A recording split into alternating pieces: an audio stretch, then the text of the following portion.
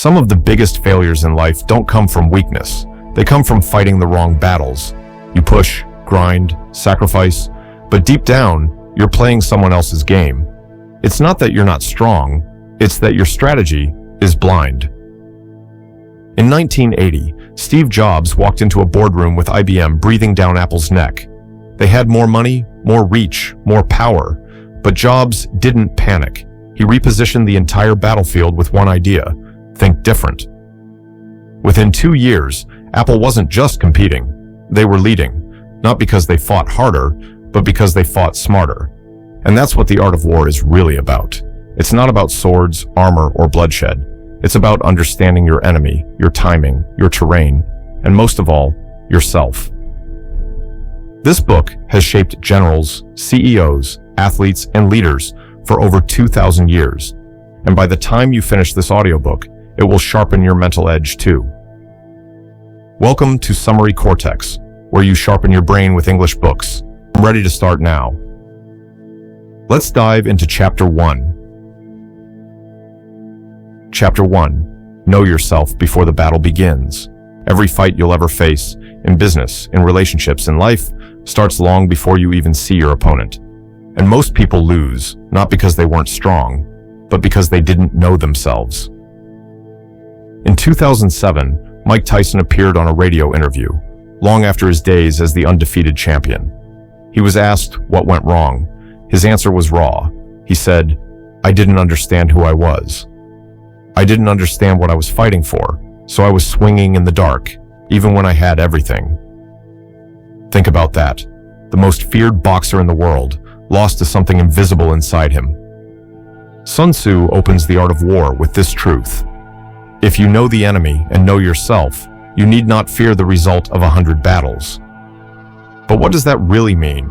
It means before you send that email, launch that product, or confront that person, you need to ask, who am I? What do I really want from this? Most people rush into conflict with emotion, ego, or fear. They think being loud means being strong. But according to Sun Tzu, the strongest move is awareness of your motives, your patterns, your limits. Example. Before Oprah became a household name, she was told by her producers she was too emotional for primetime TV. Instead of fighting them, she took a pause. She asked herself what she truly wanted, not fame, but impact.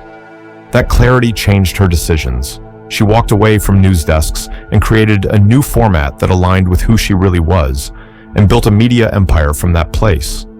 She didn't win by shouting louder. She won by knowing herself deeper. Self-awareness is your armor. Without it, you'll be baited into every trap, every insult, every fake opportunity. With it, you'll know which fights are worth entering, and which ones are just distractions. Sun Tzu's genius wasn't in giving commands, it was in giving questions.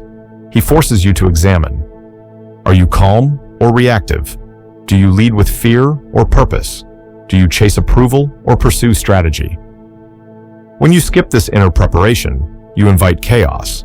But when you slow down, reflect, and understand your own terrain, your values, your strengths, your blind spots, you move with quiet precision. And that's when power begins. This first chapter isn't about beating anyone else. It's about beating the part of you that acts without clarity, because the person who understands their own inner battlefield is already halfway to victory. Let that be your first step in mastering the art of war. Chapter 2. Strategy is invisible until it wins. Everyone sees results. Almost no one sees the strategy behind them. That's why people call it luck when someone succeeds, because the real moves were made in silence. In 1974, a struggling boxer named Muhammad Ali stepped into the ring with George Foreman, who had knocked out every opponent in under 5 rounds. Everyone expected Ali to be destroyed, but what they didn't know was Ali had a strategy, the rope-a-dope. He let Foreman tire himself out. Ali absorbed the hits, waited, watched, then struck. In round 8, Foreman fell. Ali didn't win with brute force, he won with invisible planning. Sun Tzu said, "All warfare is based on deception." This doesn't mean lying. It means masking your intent, hiding your steps, and letting others underestimate you while you work in silence. Most people announce their every move, their goals, their dreams, their problems. But real strategy lives in quiet. Planning is what happens before the world is watching. Victory is what happens when they finally do. You don't need to tell the world what you're building. You need to build it, slowly, daily, with intention. Example: when Apple released the first iPhone, no one knew they had spent years secretly developing it. They never leaked features. They never rushed announcements. Steve Jobs simply walked on stage and dropped something the world wasn't ready for. That's strategy, not reacting, not hyping, just executing behind the scenes. Sun Tzu teaches that when your moves are visible, your weaknesses are too. But when you operate quietly, you stay unpredictable. You let your opponents miscalculate. You let opportunities find you unshaken. Build your strategy like a shadow. Let your actions be the only thing that speaks. Chapter 3. Pick your battles or be dragged into everyone. Not every fight is worth your time, but if you don't choose your battles, the world will drag you into everyone. In 2010, a rising tech entrepreneur named Kevin Systrom was offered a full-time job at Twitter. It was a good opportunity, but it wasn't his war. Instead, he focused on building his own photo-sharing app. 2 years later, Instagram sold to Facebook for $1 billion. Kevin didn't pick the bigger platform. He picked the right battlefield. Sun Tzu said, "He will win who knows when to fight and when not to fight." This is one of the hardest skills to master, because our ego wants to prove itself in every argument, every comparison, every little conflict. But real power is restraint. It's knowing what deserves your energy and what doesn't. Example: Serena Williams doesn't play every tournament. She conserves her energy for what matters. She's strategic with her time, her training, her presence. And that's what made her unstoppable. Not just talent, but targeted effort. In your own life, you'll be tempted to fight battles that aren't yours, defending your opinions online, chasing projects for validation, competing for things that don't feed your soul. Don't. Sun Tzu teaches that peace is a strategy too. Choosing when not to engage is how you conserve strength, sharpen focus, and arrive ready for the battles that do matter. Stop fighting to prove. Start fighting with purpose. Chapter 4. Control the field. Control the outcome. Where you fight often matters more than how, because the battlefield itself changes the rules of the game. In 2008, Barack Obama's presidential campaign didn't just focus on speeches. His team dominated social media, an emerging terrain at the time. While his opponents were stuck in traditional campaigning, Obama took the war to a new ground. That shift in platform helped him win not just attention, but history. Sun Tzu wrote, "He who occupies the field first and awaits the enemy will be fresh for the fight." This means control the terrain, choose where the battle happens, because when you walk into someone else's arena, you play by their rules. Example: in business, Amazon did this when they moved into cloud services. While competitors were fighting over e-commerce margins, Amazon had already set up AWS, a new battlefield. By the time others caught on, Amazon owned the ground. In your life, this applies to everything: negotiations, relationships, careers. When you're reactive, you're at their mercy. When you plan ahead, you own the terms. Don't rush into conflict. Shape the environment. Prepare the stage. Then walk in with calm, quiet confidence, because you know the field is already yours. Chapter 5. Appear weak when you're strong. Sometimes, the greatest power is in being underestimated. In 1996, a young Jeff Bezos was raising money for his little-known startup, Amazon. He wore baggy clothes, drove a beat-up Honda, and spoke humbly. Most investors overlooked him. But Bezos had a vision and didn't need to convince everyone. He only needed to move quietly and build. 10 years later, those who underestimated him were buying stock at a premium. Sun Tzu said, "Appear weak when you are strong, and strong when you are weak." Why? Because perception is a weapon. When they think you're harmless, they relax. When they relax, they expose their strategy. Example: LeBron James often holds back in the first half of a game. He studies. He lets the defense get comfortable. Then, in the fourth quarter, he takes over. Not just physically, but mentally. His opponents never saw the storm coming. There's power in patience. There's strength in silence. Let people think you're not ready. Let them overlook your moves. You don't need applause. You need progress. Master the art of appearing small until it's too late for anyone to stop you. Chapter 7. Let the enemy move first. Impatience is one of the most expensive emotions in battle. The more eager you are to act, the easier it is for others to use your energy against you. In 1982, during the Falklands War, British forces were outnumbered and far from home territory. But they didn't rush. They waited, gathered intel, and forced the Argentine military to make the first big moves, costly mistakes that helped Britain regain control. They let the enemy reveal itself. Sun Tzu said, "Do not interfere with an enemy that is destroying himself." Sometimes, the smartest strategy is to wait, not because you're afraid, but because you're watching. When you let others move first, they expose their weaknesses, their desperation, their blind spots. Example: Warren Buffett built his fortune by sitting still while others panicked. During financial crises, when everyone was selling, he watched. He learned. Then he bought, not out of emotion, but precision. That's why they call him the Oracle. You don't have to be the loudest in the room. You don't need to post, argue, react, or defend yourself in real time. Let others show their hand. Then play yours with quiet accuracy. Restraint is not weakness, it's control. And in war, that control is lethal. Chapter 8. Energy comes from clarity, not chaos.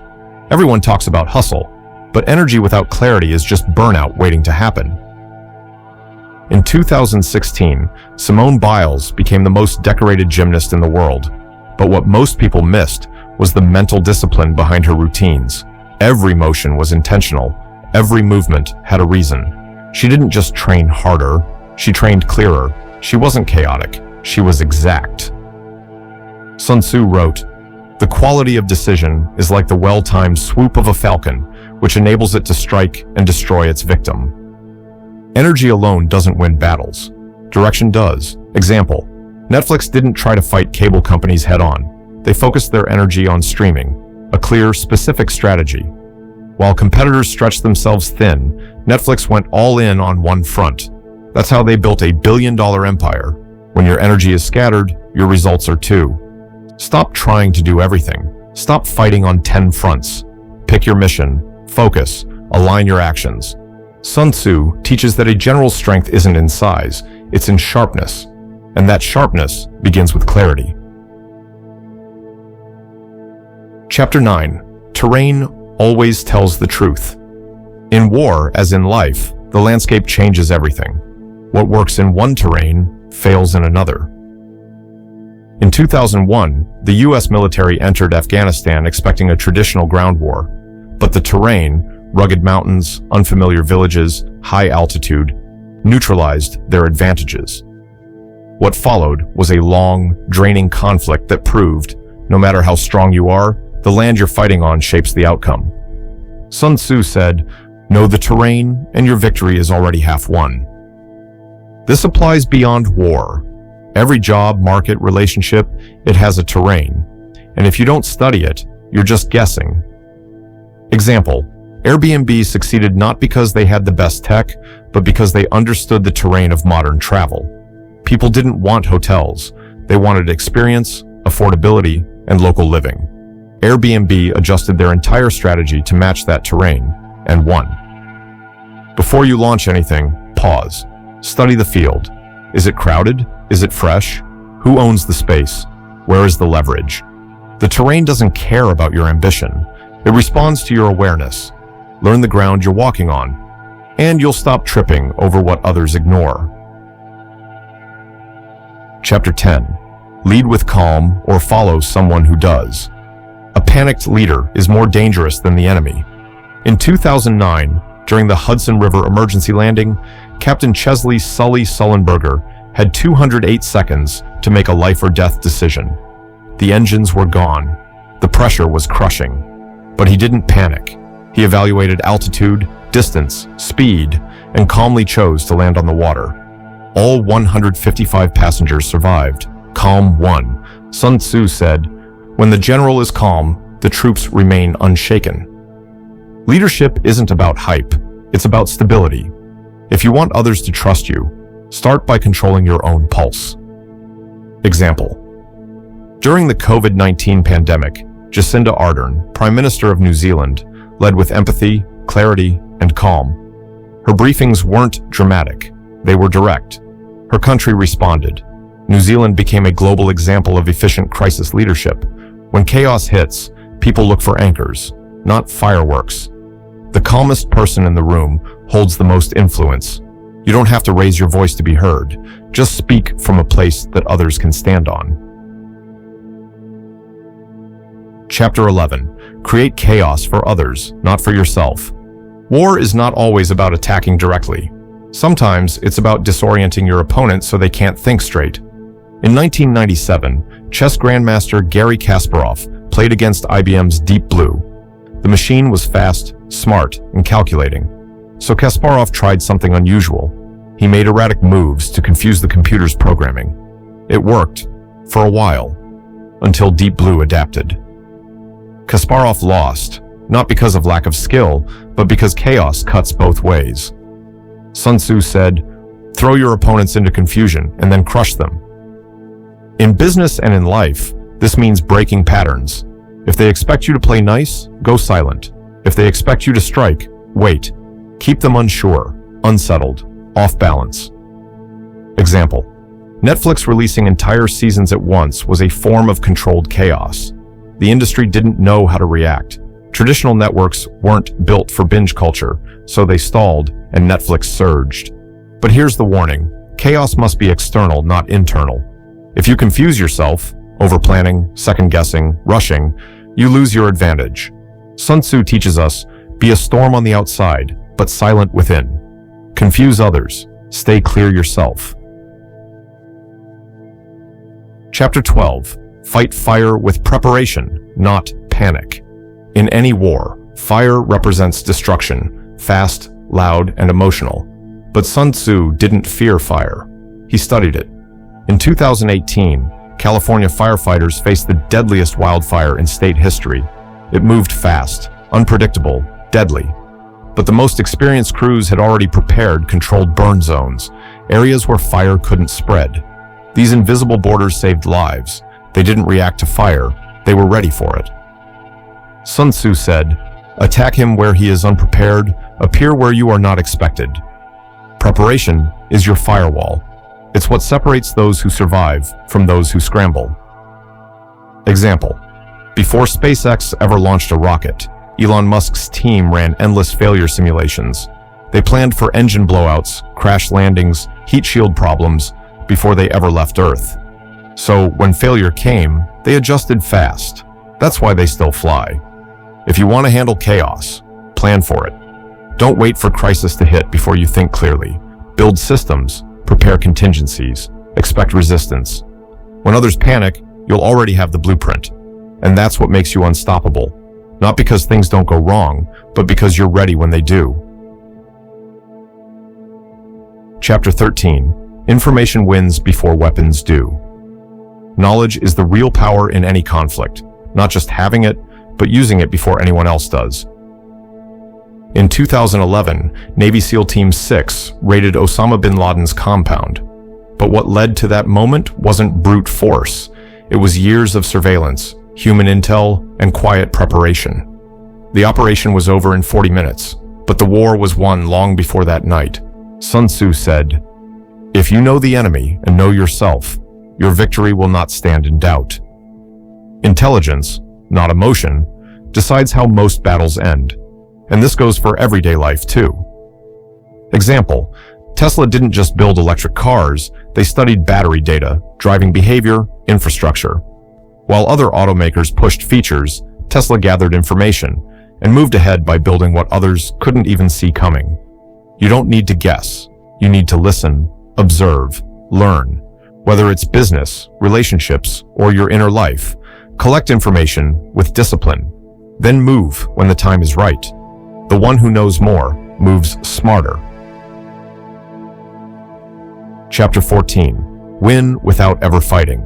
The greatest victories leave no scars, because they were won without a fight. In 1990, Nelson Mandela was released after 27 years in prison. He had every reason to seek revenge, but instead of attacking, he negotiated, unified, and led South Africa toward peace. He didn't fight with weapons, he fought with wisdom. Sun Tzu said, "To subdue the enemy without fighting is the acme of skill." Fighting is costly. Even when you win, you lose time, energy, peace. So the smartest warriors find another way, through diplomacy, persuasion, positioning. Example: Howard Schultz grew Starbucks not by undercutting competitors, but by making them irrelevant. He created a customer experience so distinct that comparisons no longer mattered. He didn't fight, he elevated. In your own life, you don't have to prove yourself to everyone. You don't have to win arguments or dominate meetings. Sometimes, the best victory is walking away stronger and leaving the other side with nothing to fight. Chapter 15. Don't rely on luck. Rely on systems. Luck fades, systems don't. In 2008, Toyota survived a global crash, not by chance, but through a process they'd built for years. They didn't guess. They prepared. Sun Tzu said, "Plan for what is difficult while it is easy." Example: Michael Phelps didn't wait to feel motivated. He swam every day, system first, feeling second. Want consistency? Build a routine, because systems win long after luck runs out. Chapter 16. Stay fluid, not fixed. Rigidity is the enemy of victory. In 2020, when the world shut down, companies that adapted survived. Zoom didn't plan for a global pandemic, but it adapted overnight. It scaled fast, simplified onboarding, and became the new normal for communication. Sun Tzu said, "In war, the way is to avoid what is strong and to strike at what is weak." This means be water, not stone. Don't fight resistance head-on. Flow around it, adjust, shift, move fast. Example: Netflix didn't resist the fall of DVDs. They shifted to streaming before it was cool. Then, when competitors entered the space, Netflix became a content producer. They kept moving and stayed in the lead. If your life or business is built on rigid plans, you'll break when pressure comes. But if you stay fluid, you'll bend and rise stronger. The battlefield rewards the flexible, not the forceful. Chapter 17. Hide your intentions, amplify your results. The louder your goals, the easier they are to block. In 2012, Snapchat launched without any major marketing. No big campaigns, no flashy announcements. It grew through mystery, curiosity, and word of mouth, not hype. By the time competitors noticed, it already had momentum. Sun Tzu said, "Let your plans be dark and impenetrable as night, and when you move, fall like a thunderbolt." Don't explain. Don't overshare. Just build quietly, then drop results no one saw coming. Example: Jay-Z didn't promote his Magna Carta album in traditional ways. He partnered with Samsung to release it to 1 million users, instantly. No build-up, just impact. The strategy worked because no one expected it. In a world obsessed with visibility, power often lives in secrecy. Not because you're hiding, but because you're focused. Let your actions do the talking. Chapter 18. Understand the power of perception. Reality matters, but perception wins wars. In 1991, during the Gulf War, the US used psychological tactics to make Iraqi forces believe an amphibious attack was coming. While Iraq fortified its coastline, US troops struck inland. The perception of the attack was more powerful than the attack itself. Sun Tzu said, "Engage people with what they expect. It is what they are able to discern and confirms their projections. It settles them into predictable patterns of response, occupying their minds while you wait for the extraordinary moment, that which they cannot anticipate." This is more than strategy, it's storytelling. Example: Coca-Cola didn't win the market with the best drink. They won with perception, happiness, family, nostalgia. These ideas became part of the brand, and perception became power. You don't need to lie, you need to shape attention, guide what people see, Frame your value, because how people feel about you often matters more than what's actually true. Chapter 19. Burn the bridges behind you. Retreat is easier when you leave the door open, but sometimes the only way forward is to remove the way back. In 1519, Spanish conquistador Hernán Cortés landed in Mexico with his troops. Legend says he burned his ships, making retreat impossible. Whether or not that story is literal, the message stuck: win or die trying. Sun Tzu said, "When you surround an army, leave an outlet free. Do not press a desperate foe too hard." But in personal battles, that advice flips. Sometimes you have to remove your own safety net. Example, Sarah Blakely started Spanx with $5,000 and no backup plan. She didn't ask for loans or pitch to investors. She sold door to door, learned everything herself, and never looked back. That focus built a billion-dollar brand. When you commit fully, everything sharpens. Your attention, your resilience, your creativity. Burning the bridge is scary, but it forces growth. Chapter 20. The final war is with yourself. Every strategy in the art of war leads to this. You are your own greatest enemy. Your doubt, your distractions, your fear of discomfort. These are the wars that define your life, not the ones with others, but the ones within. In 2005, David Goggins, a 300-pound exterminator, looked in the mirror and realized he hated what he saw. He couldn't run a mile. He was broke, bitter, lost. But something shifted. He declared war, not on the world, but on his weakness. He became a Navy SEAL, an ultra-endurance athlete, and a symbol of inner war won. Sun Tzu doesn't say conquer the world. He teaches control your emotions, master your thoughts, move with purpose, not impulse. Example, Oprah faced poverty, trauma, rejection. But she didn't fight the world to rise. She fought the noise inside. She turned pain into purpose and led millions through her calm. The final battle is always internal, because once you lead yourself, the rest follows. Conclusion. The art of war isn't just about strategy, it's about self-mastery. It teaches you to think clearly when others panic, to act with patience when others rush, and to win in silence before the noise ever starts. These 20 chapters were more than lessons. They were reminders that your power doesn't lie in aggression, noise, or hype. It lies in clarity, timing, awareness, and control. Your enemy isn't just out there, it's your own doubt, your scattered focus, your wasted energy. And now, you know how to fight it. Next audiobook you must hear, Focus on What Matters. Link is in the description and I button. Thanks for being a part of this journey with Summary Cortex.